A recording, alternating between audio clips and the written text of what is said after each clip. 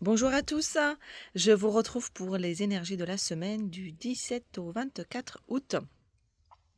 Alors, qu'est-ce qu'elle raconte cette semaine? L'énergie générale, elle est un peu pendue, parce qu'on a encore une fois le pendu. Mais ce qu'elle dit cette semaine, donc, avant de rentrer dans les détails, c'est que pour sortir de cet état de blocage, si on a l'impression que les choses n'avancent pas, qu'elles sont figées, qu'elles sont bloquées, qu'elles ne bougent pas, c'est, qu'il faut aller dans un autre état, plutôt dans un état intérieur, aller chercher l'enfant intérieur, être dans le jeu, être, voilà, passer par d'autres biais, par d'autres, postures pour sortir de là-dedans. Et c'est aussi être dans l'association, être dans l'union, être dans le lien, dans l'échange. Voilà, c'est quelque chose qui s'est déjà présenté la semaine dernière, et je pense qu'on va davantage insister là-dessus. Donc, en fait, le temps n'est plus de réfléchir de la manière dont on le faisait, de se poster en tant que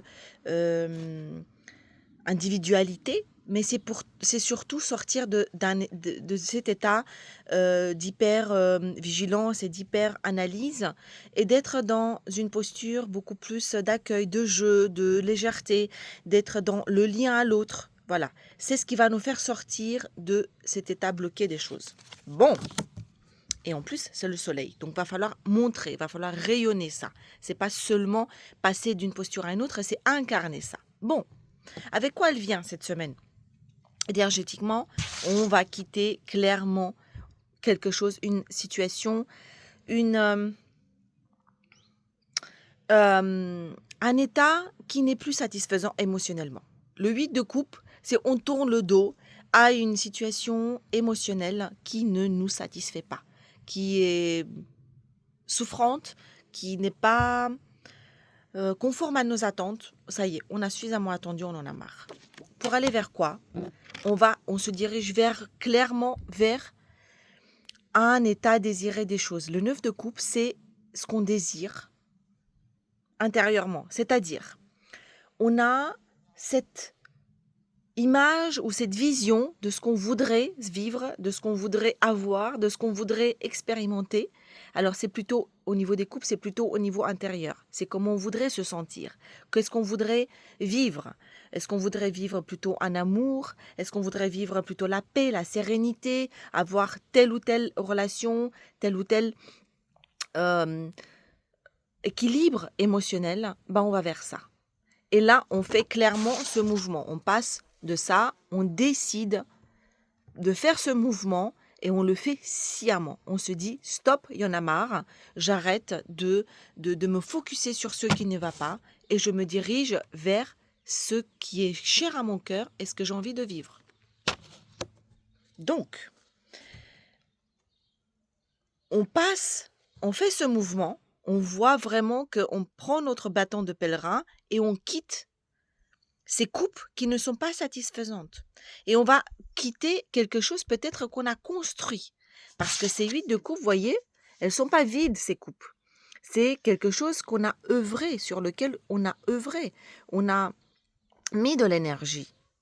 Mais on dit, ok, stop, ça ne fonctionne pas. Je vais chercher ma 9e coupe. Je vais chercher l'état désiré de mes rêves. Alors remettez dans votre contexte parce que ça peut être autant dans les projets, dans la vie familiale, dans le relationnel. C'est tout, c'est comment vous allez vous sentir à l'intérieur de vous, ce que vous avez envie de vivre et d'expérimenter.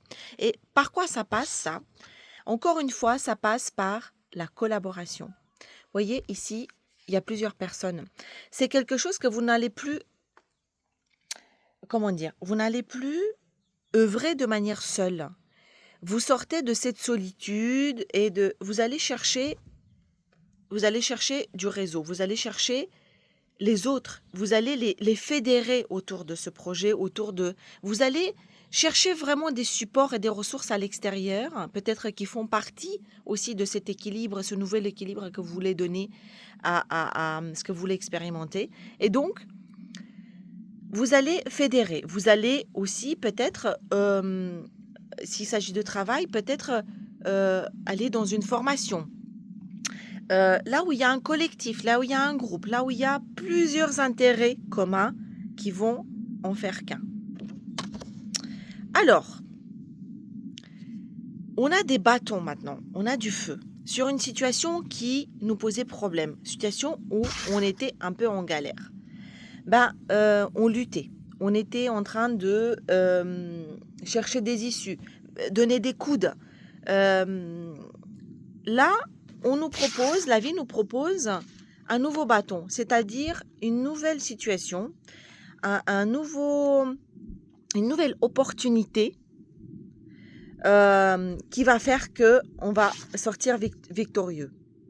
Donc, qu'est-ce que c'est? C'est quelque chose, une situation qui était problématique, qui nous demandait beaucoup d'énergie, qui nous demandait beaucoup de stratégie, mais qui avait en face beaucoup de forces contraires, beaucoup d'opposition, d'accord? Ici, on nous donne un nouveau bâton. On nous donne un nouveau bâton, ça peut être une nouvelle énergie, un nouveau souffle, une nouvelle approche. On nous offre quelque chose de nouveau qui va pouvoir nous porter vers une situation victorieuse. On va pouvoir récolter les lauriers. OK? Alors, ces deux énergies ensemble, on a d'un côté l'émotionnel, d'un autre le désir, le feu, la vitalité, vont nous amener en fin de semaine, ou si les énergies vont très vite et que vous faites le job et que ça se présente comme ça pour vous, vers l'empereur. Ça, c'est une nouvelle stabilité que vous n'aviez pas jusqu'à maintenant et qui vient également mettre fin à ce pendu. L'empereur, c'est quelqu'un qui est solide, qui est stable, qui est assis sur son trône et qui maîtrise les 4 éléments, son émotionnel, sa matière, et qui va forcément incarner ça et qui va, qui va le rayonner. Donc, il y a une nouvelle stabilité qui est proposée cette semaine après avoir traversé justement ces états, ces coupes, ces feux, traverser ces nouveaux, les nouvelles parties de vous, passer par l'enfant, votre enfant intérieur, voire même quelque chose qui a trait avec l'enfant, pour pouvoir trouver un nouvel équilibre des choses. Voilà, chers amis.